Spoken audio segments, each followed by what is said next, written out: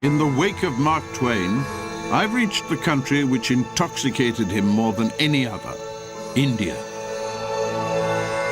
A century ago, on his journey around the world, he had been unable to restrain his excitement.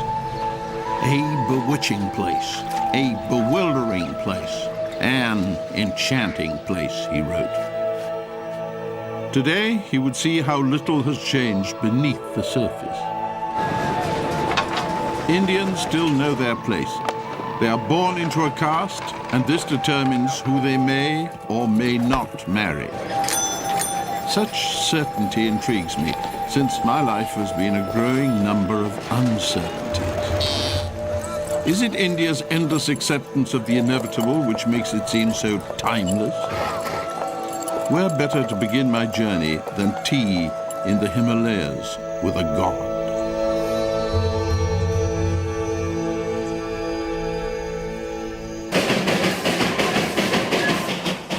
Mark Twain's first impressions of India were of swiftness and energy and confusion.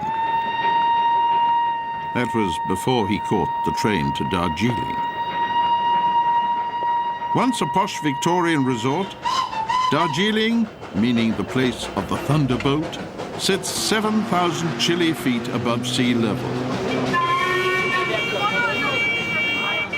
At this pace, I might as well be quite literally following in his footsteps. I think we've hit top speed now. It was time to enjoy the view, but how many other trains get stuck in traffic jams? Sometimes we wonder if it's going to make it, especially when we're overtaken by small boys, walking.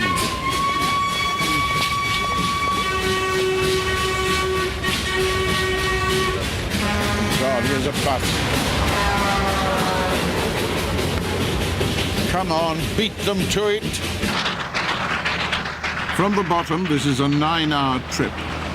The return, I'm told, is considerably quicker. See you later.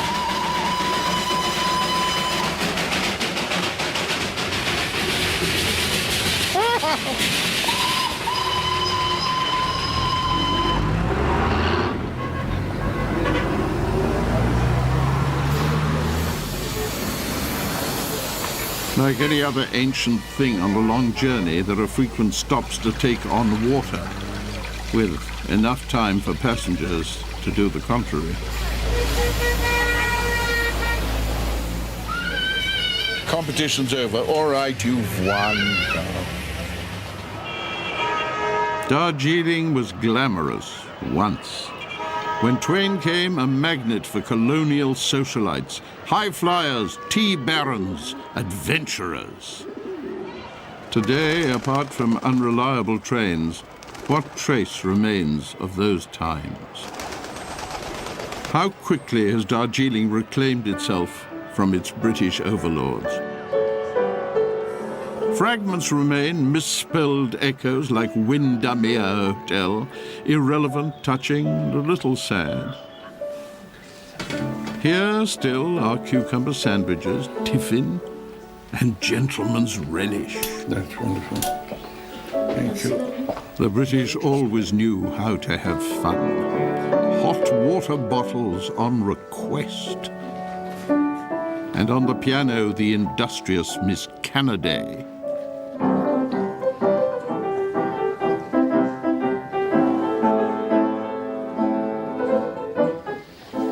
It is a 7-day week. We're playing, for tea, cocktail, and dinner. Yes. And sometimes we don't have the other programs, so I'm the only star performer.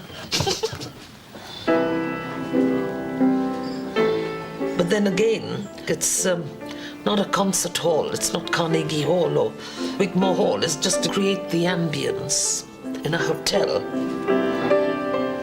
And you play a bit of this and a bit of that down memory lane.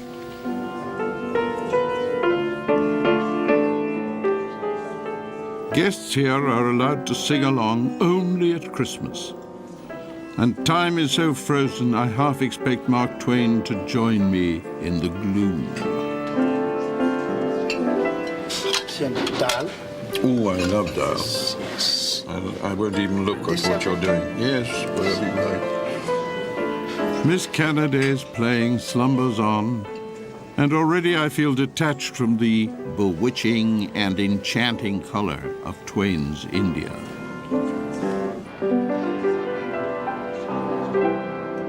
Dreary yellow and brown appear to be the prevailing hue of empire in Darjeeling. Its legacy a partiality for flat caps and clubs, and an attitude. It's a name of member. I'm not a member. Before independence, Indians were banned from clubs such as this. Now, those clubs that endure are run by Anglophiles with a vision of born-again public school boys. Shall I take you upstairs, sir? Upstairs is Mr. Giesing, the club secretary. Show me. Thank you, sir.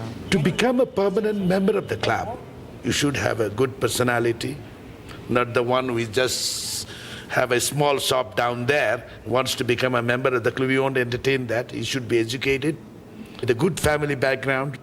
The English people, they have started this, and they are the people who taught us the way of life, how to be disciplined. If a nation is not disciplined, he will never be civilized. I shall never call him a civilized nation. So discipline, punctuality, these are the basic needs of a man. And a little corporal punishment for unpunctuality, perhaps. What else would a bamboo room be for? I was beginning to wonder if the British had ever left, if Twain's delirious India had disappeared after all. Precious, yeah, right from the very beginning. Then I found it.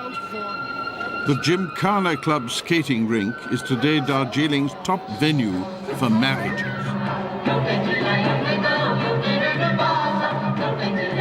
Twain had visited a wedding, another Aladdin show, he said rather distastefully.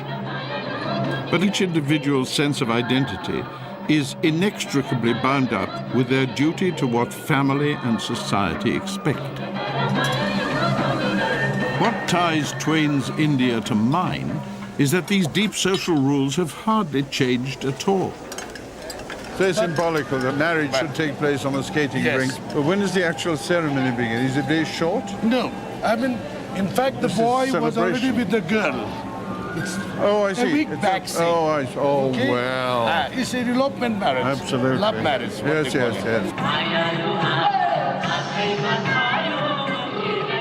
Rather than wait for an arranged match, today's couple had actually fallen in love.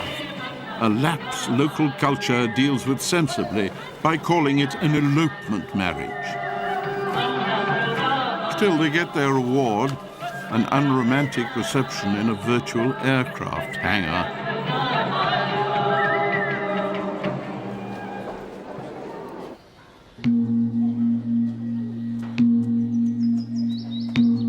Twain had described India as the cradle of the human race, birthplace of human speech, the mother of history.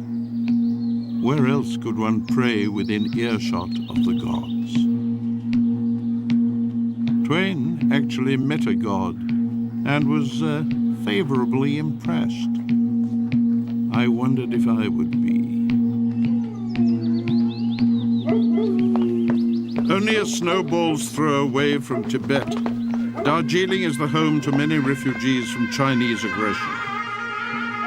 The monks in this monastery settled, intending one day to return home with their culture intact. It's a sense of destiny which operates outside the timescales of superpowers.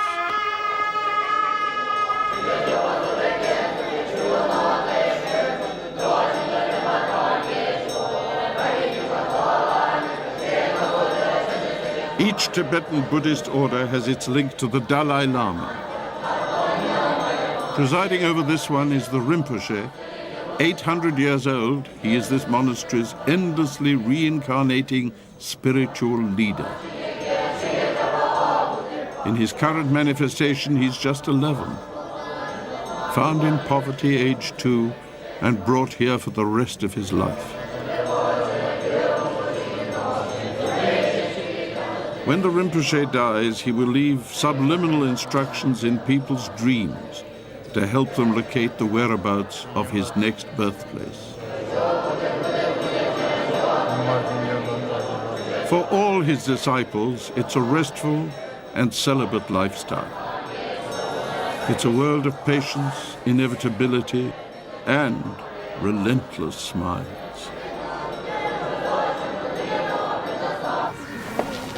The one western face is the monk's English teacher, Sam Irons, the son of Jeremy. I came here expecting kind of the serene, peaceful, the stereotypical monk, Buddhist monk, really. And I got here, and it's like a boys' school, you know. They're all. Well, I shouldn't really be saying this, but they're all joking and laughing. And well, that's what I noticed in the middle of all that. These two boys who were, one of them was giggling, and the other one was contagious, evidently. And he tried to look in the other direction, they couldn't bear it anymore. But what do they talk about? There's a bit about girls, actually. You wouldn't think it, but it's not really serious. I would think it, but I've never been a monk. Yeah. Yes.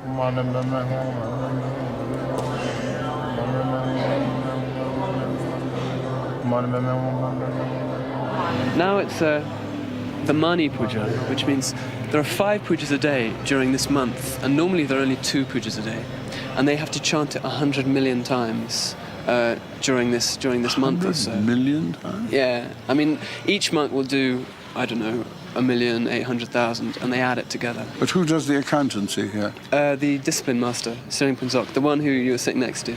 Oh, he wasn't. I mean, he left out several. Well, yeah.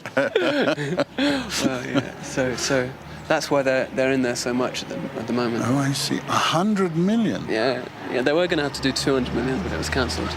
Oh, that's a very compassionate choice.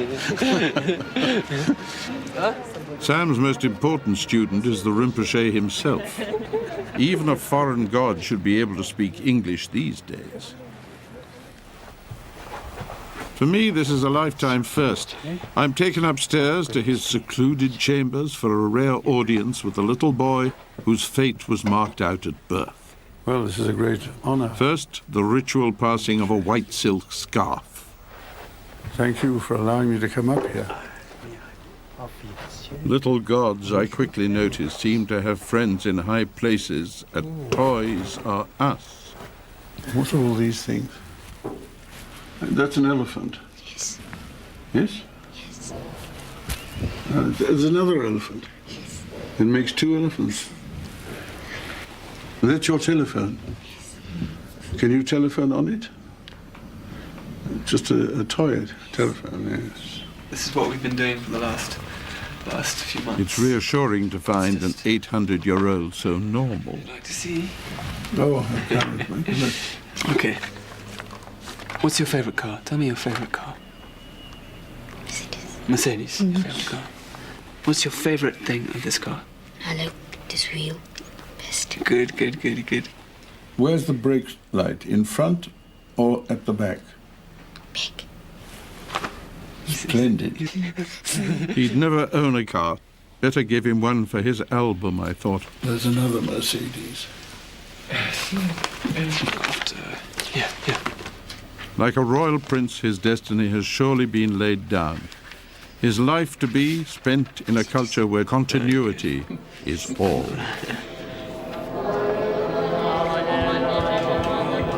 How many billions of prayers will be chanted here? Over how long? The British came for tea, a mere footnote in history. Down in the plains, amidst the bustle of modern democratic India, choices in the present are limited by each person's ancient family past. What next? My God. It's okay, I'm in. I'm on. Oh, I hope getting off is no more difficult. When Twain descended on this same track inspector's trolley, he reacted with a mixed ecstasy of deadly fright and unimaginable joy.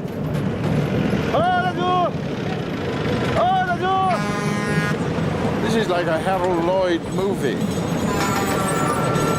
Mark Twain said that the only thing that really frightened him was the possibility of brake failure. That's a very eloquent piece of literature written from possibly the same trolley. I'm beginning to understand Mark Twain, but only just. It's not my cup of tea. Thank God! Ah! My God, there's nothing there at all. Ah! Don't look down. Don't look down. God. We've just crossed it. I'll have one of those, madam. Hold it for me. Ooh. Mark Twain described his ride as the most enjoyable day I have spent on the earth. But we're awfully close. I'm now having serious doubts about his sanity.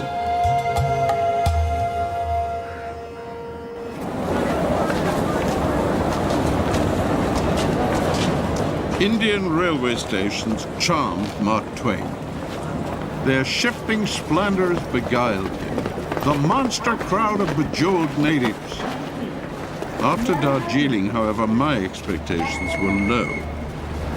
But this is the dawn train from Delhi to Rajasthan, and I've never been so grateful for a plastic fork in my life.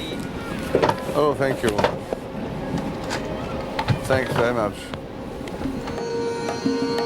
I'm slumbering towards the desert state of Rajasthan, the heart of Twain's barbaric gorgeousness, land of crumbling forts and legends and maharajas. They surely will have changed, but by how much?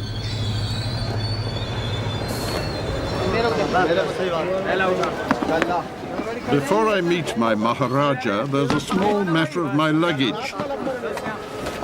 Twain had needed 14 porters, one of whom carried only a novel. As I'm traveling light, I manage with just 11. The art of negotiation in India is beyond me.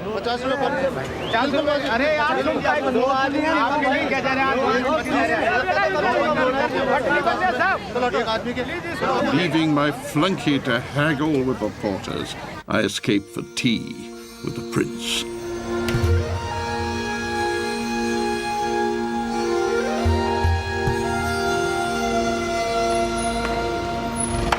The Umayyad Bahwan Palace was once one of the world's biggest private residences. It's still home to the Maharaja of Jodhpur, although today much of it is a hotel. Even so, today the Maharaja lacks neither influence nor affluence. Family tradition maintains it was built to provide work during a famine, a final act of patronage before independence swept the family's British friends away. And yet, whatever else may have changed in India, the present Maharaja's position atop the social tree, as that of his son, remained unchallenged. Oh, very nice. Peter Ustinov. The old Etonian Maharaja recalled how a prince was ranked by the number of guns the British would salute him with. And they were allotted then various gun salutes, and my ancestor would refuse to accept that protocol. Very wise. And he left, and he had been allotted at that stage 19 guns. And he crossed the border back into the state of Marwar, and had a 101 gun salute fired for himself, for which he was then demoted by 2 guns. To 17. To 17. Oh, my God. I think it's terrible. Incidentally, I noticed just now that there's a very small Maharaja on his way to visit you. I heard a 1-gun salute.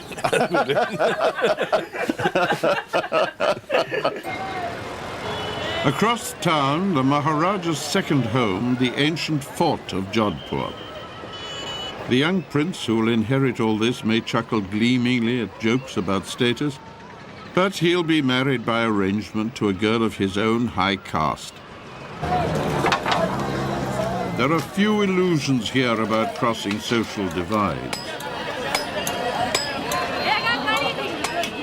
Like most people, I tend to put off my visits to the dentist. Hello. You the dentist? Yes. Fantastic. Where does he operate? Here? Yeah, here. My goodness. No, I've got no problem at the You moment. want I put there? No, no, no, no. I think I can do. Thank you very much. You can try. No, no, no. What is that? This is turban. Yeah, but they're stopping for a moment. That's beautiful. Beautiful. You look like Maharaja also. I am Maharaja. I look at the fort and I see someone has left the light in the toilet on. Oh, no. Oh, yes. That's a waste of electricity. Who gave it me? Yeah, you. I give you. Oh, it came from you. Thank you very much. Very kind. The traps are endless. You become a Maharaja at the raise of a turban. Look how they all followed me. I could have done anything with them. Gives you to think. I think I'm going to enter Indian politics if it's as easy as that. It was Indian politicians who undid the power of the Maharajas shortly after independence.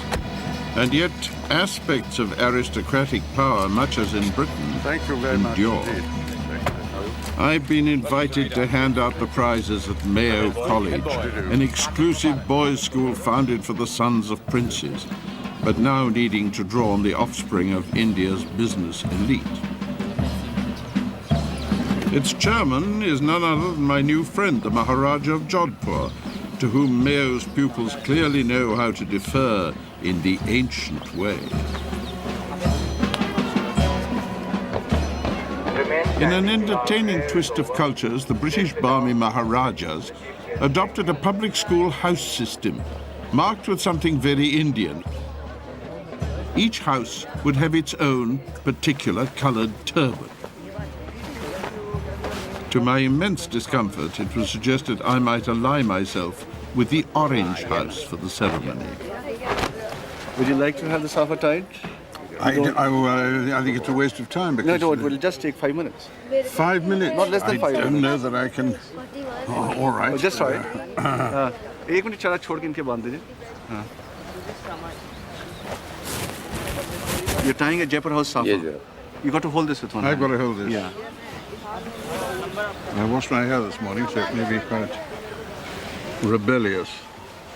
I feel like an old English sheepdog, you know?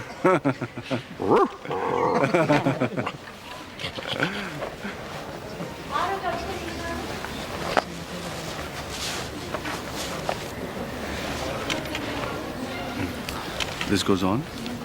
This goes on.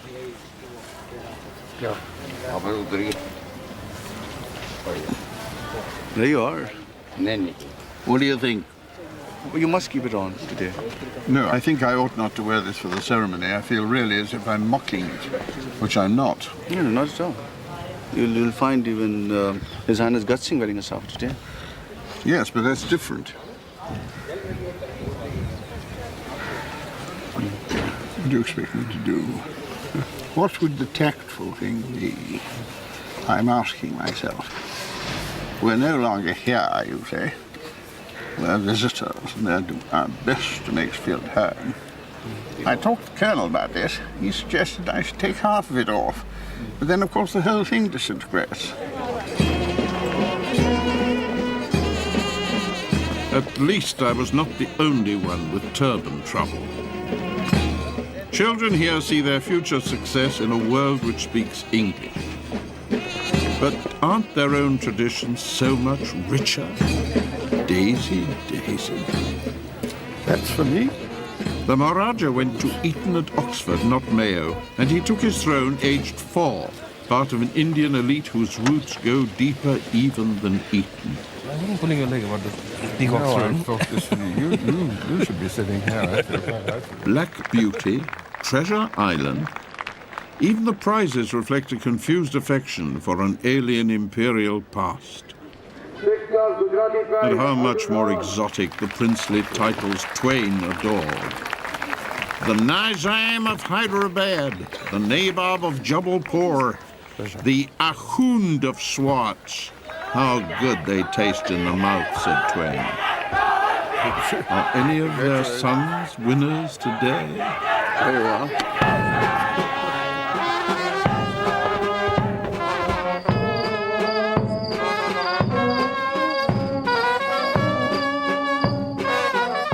Tonight, I've been invited to my second marriage celebration. The groom, Brijraj Singh, is a member of the Rajput caste, the aristocracy of Rajasthan, and is a distant cousin of my friend, the Maharaja of Jodhpur. All the rituals of life are preordained. He marries tomorrow a woman he is not in love with, having met her just 3 times. In India, the status, indeed the very identity of a woman, is strictly dictated by her relationship to a man, be it as daughter or husband. And the groom's sisters-in-law, Arundhati and Rana, seem comfortable with that. This is the day of great excitement. Oh, yes. For everybody. For everybody, and especially for the boys' side. Like the groom's family, today is the most important day. Have you been through this all or not yet? Yes, we've all been. Have you? Oh, yes, we're married in the same way. We're sisters-in-law. And all arranged? All arranged. Typically traditional. We don't have any love marriage or anything. No. But it works very well, apparently. It does. It does. It does.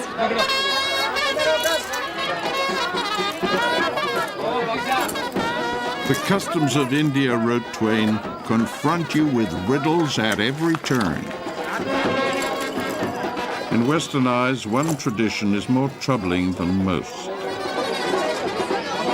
As the groom Brijraj departs, a simple ceremony nearby is a reminder of a lifetime surrender each new bride makes, sometimes unto death.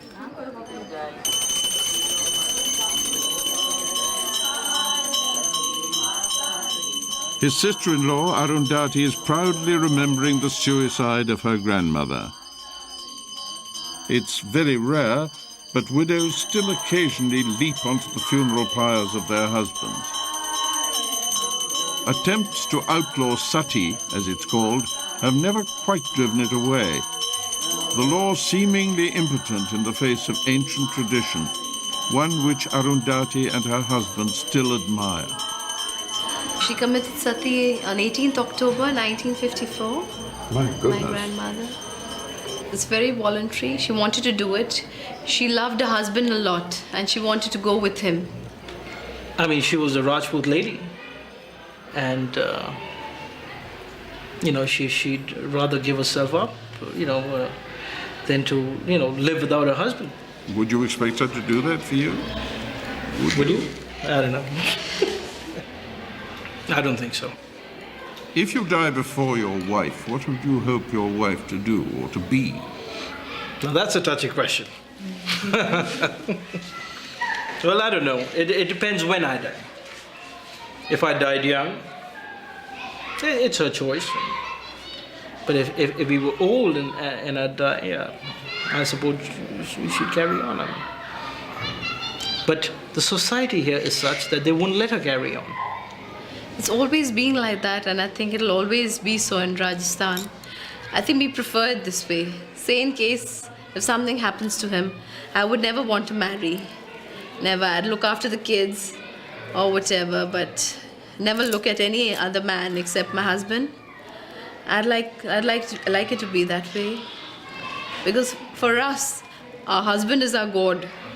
Even in your Western society where, you go and get married again, but it's taboo here, it doesn't happen.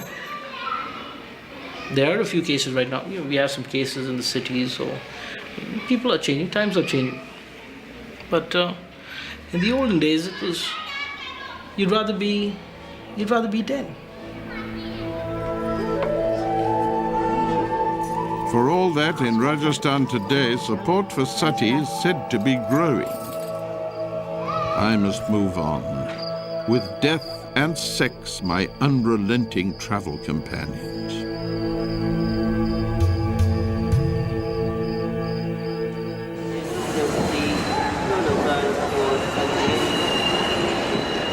The delirium of those days in Bombay has not left me, and I hope it never will.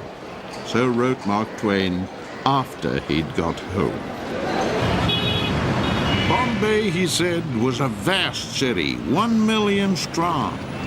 But another 12 million have moved in since then. In my exploration of why India seems so immune to outside infection, I've become intrigued by marriage and matchmaking, but not with all that goes with it.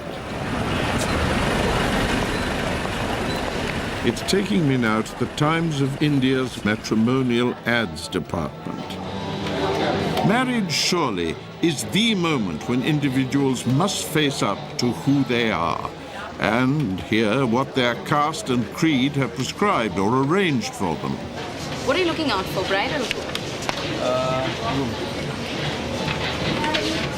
which category, Category in the sense I didn't... see, which caste you like here? Tamil.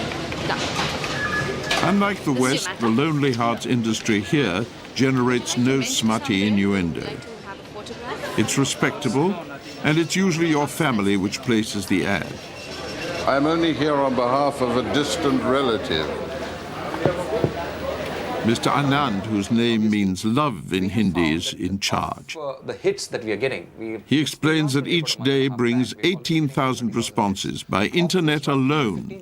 No category seems uncatered for. In religion caste communities, these are the options available. Agarwal, Anglo-Indian, Aga Khani, Brahmin, Buddhist, Christian, CKP, Jews, etc., etc. Then in language region, a similar choice: Bengali, Goan, Gujarati, Himachali, Kannadiga, Keralite, Kashmiri, Marathi, Mangalorean, Nepali, etc., etc. Yeah. Color is a very important point in complexion of a person. The color fair or very fair has got a premium value in most Indian communities. Then there are certain complexions which you may not have heard of anywhere else. Wheatish. Wheatish? Wheatish. That's when I don't feel well, I look wheatish. Okay. Then there is dusky. Dusky. Wheatish and dusky are terms which are used to mention that the person is not dark. No, dark is me. Dark complexion. But maybe if my mother would have put an ad, she would say dusky boy. Oh dear. I'm confused. Won't it take away a little of the personal aspect of an ad? Because sometimes ads have sense of humor, which I think is also important. I mean, if I was doing an ad for myself, I would deliberately say overweight, overage, flatulent, old idiot, eager to find a widow of any age. And I'm sure I'd get hundreds of applicants, which I would probably turn down. We would describe you as very fair, well-built, yes, moderate, convent educated. Convent educated? Yeah, that's a very important thing again. Convent educated is a convent educated or convented is a term which crops up in many ads. Go on, Reverend Father. Which sort of, it says that this person is anglicized. Oh, actually, they wouldn't write anglicized. No, they wouldn't do that now, especially now after freedom and liberation. But they would say convent educated.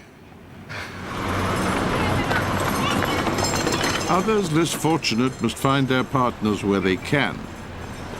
It is possible to cut across the lines of Indian society, bypassing caste and birth.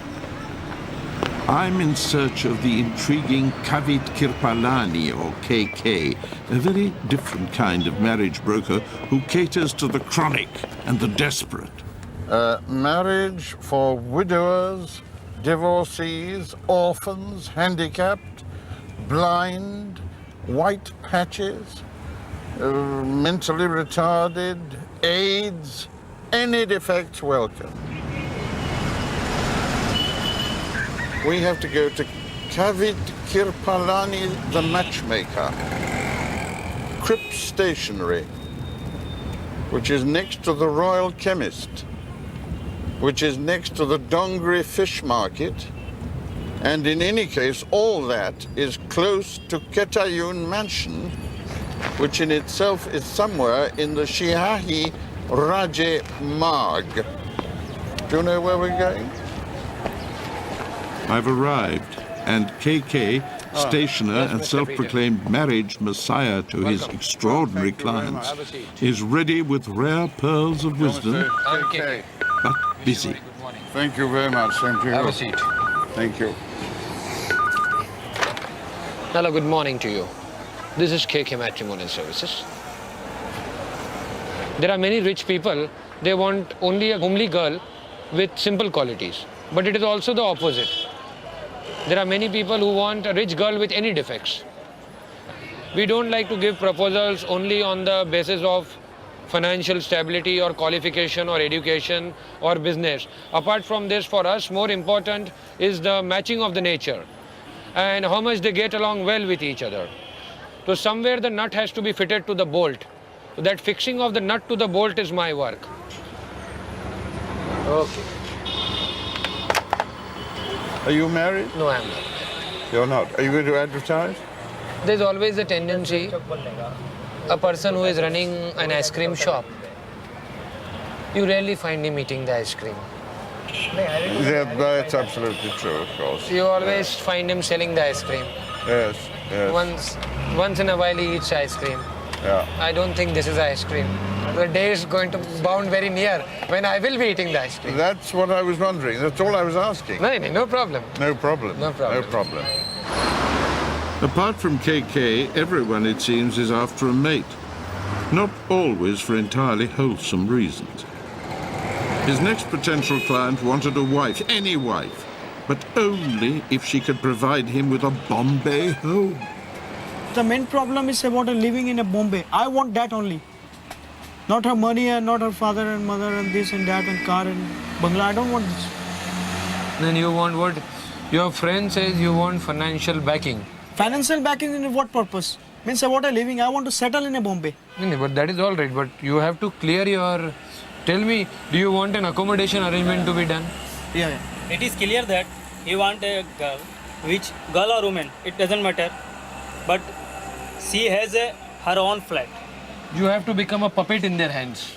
Yeah, you are right. Respect. Your self-respect goes away. Yeah. It's true.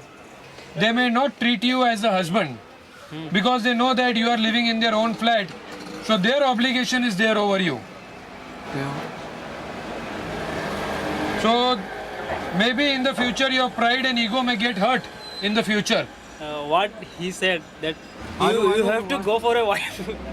Your wife becomes the husband and you becomes the wife. There are chances. I don't say it may happen to you, but there are every chance.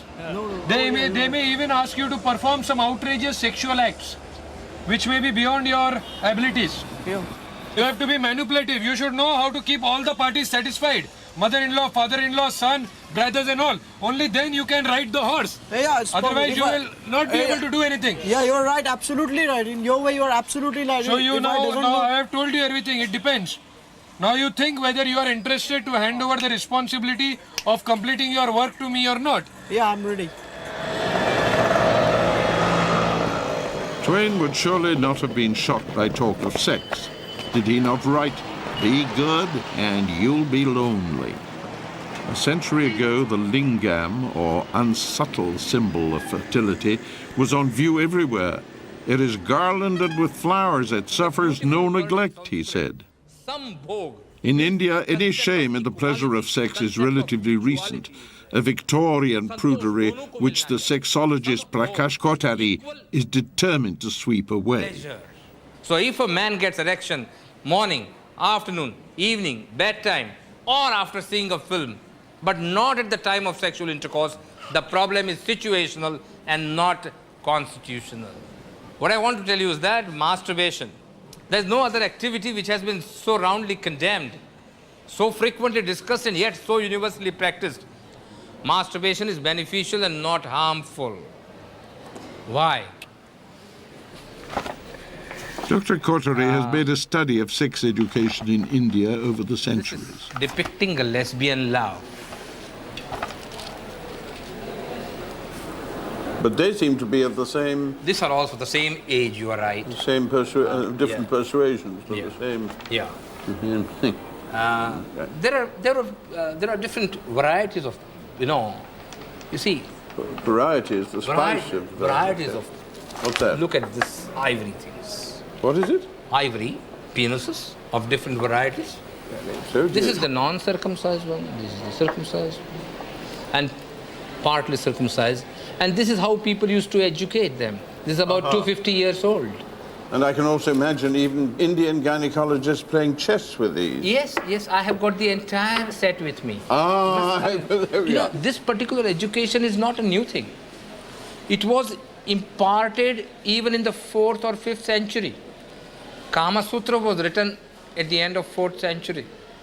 It was advised that both the partners should read Kama Sutra before and after marriage. Even if you look at our Gita, the holy book of Hindus, Lord Krishna mentions in the 10th Adhyaya that I am omnipresent, and in the human body I am present as sexual desire.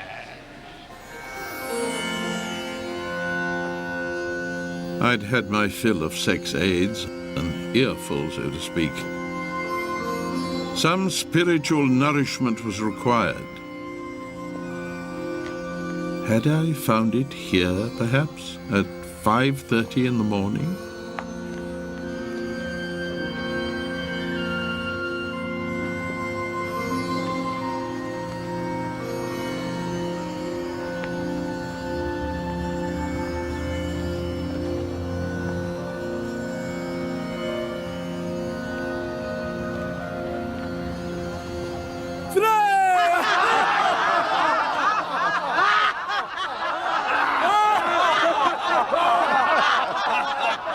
Despite appearances, the Bombay Laughter Club's daily dose of chuckle therapy does not have its roots in California.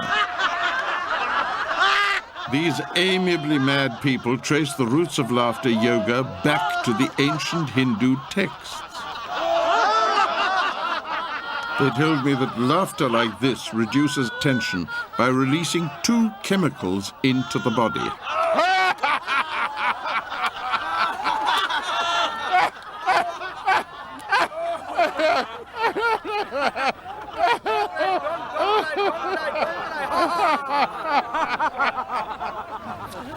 Is there any difference of the effect of laughing at something and laughing at nothing? When we look at each other and when you laugh, it becomes spontaneous for us. Yeah, each other face will make you laugh more. That is the reason we have been telling people to face each other. When I go into the theatre and I make people laugh, occasionally, if I'm lucky, I don't really... Simpler than I thought. Then I don't really think at that moment, wonderful, 800 people here, and I'm producing 2 chemicals in each. I don't really think that. This is the only way to tone up the muscles of the face.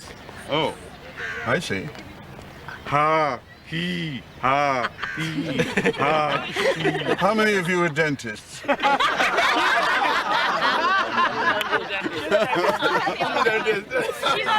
I looked into everyone's mouth. Yes, well, now I understand everything. Why she is coming here? Birth, marriage, sex, now death. A riddle at every turn.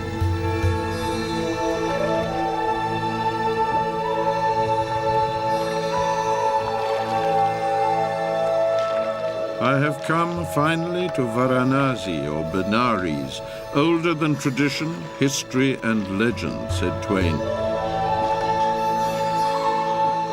A holy city bursting with temples, a sort of army and navy stores theologically stocked.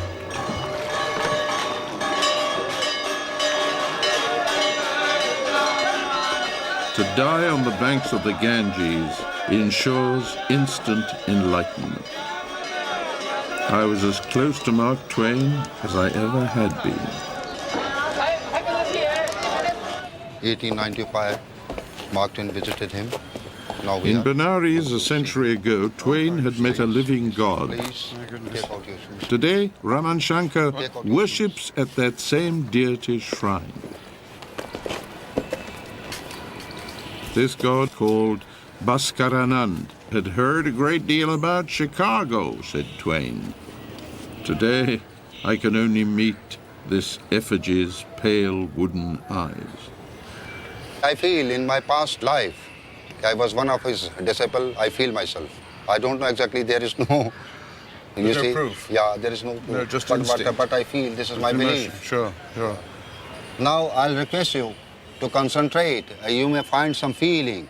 Concentrate on him. Yes. For a while. And you'll feel something.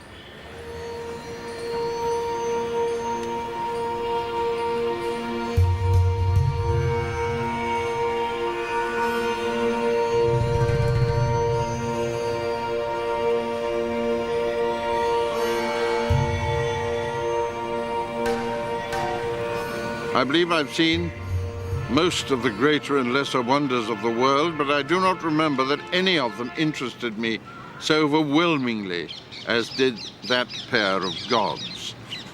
That is the man that Twain actually met and who we saw in effigy in the garden.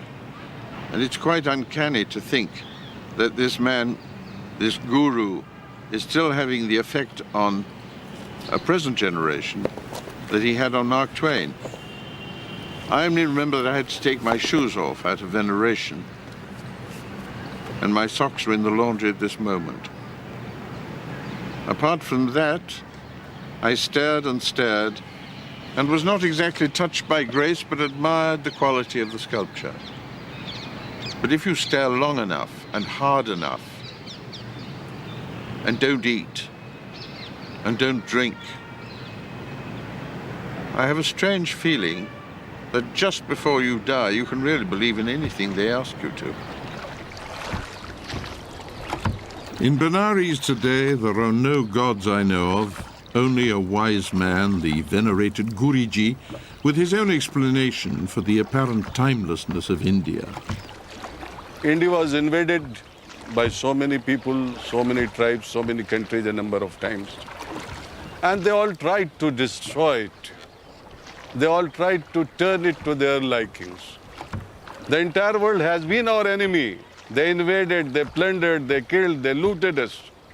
But so far as Indian tradition and culture is concerned, India has never lost its originality. Indian culture retains its timeless originality most strikingly in the traditions of death and immortality. I think you, Sir Peter, you have heard of the Bhagavad Gita. Yes, of course. In the Bhagavad Gita regarding the spirit, it is said, it is the nature of fire to burn everything and to reduce it to ashes. But so far as the soul is concerned, it can never be reduced to ashes or burned by the fire. I've often been asked whether I was frightened of death. And my reply is always, I can't remember having been frightened of birth. Right. One is legitimately frightened of dying, but not frightened of death.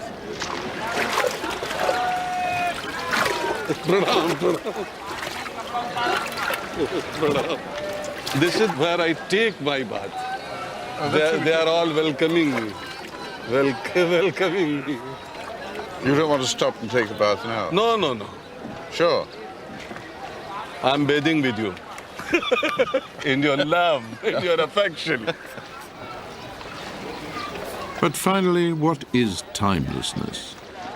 In India, there is an enduring belief in destiny, divinely inspired, which ensures a state of permanence, whatever superficial changes there may be. Next stop, South Africa, and changes more than superficial. That's from the Highlands. I'd know it anywhere. Oh, dear me, yes. Isn't that marvellous? Right here in the middle of India, to go back to the Highlands. Oh, I can hear the skirl of the pipes.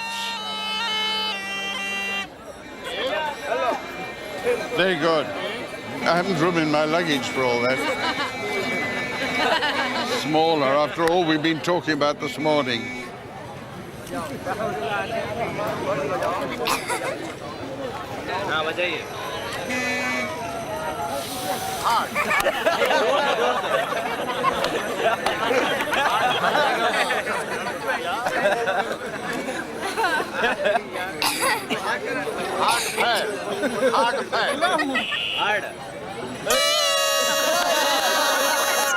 Right, bring on the snake.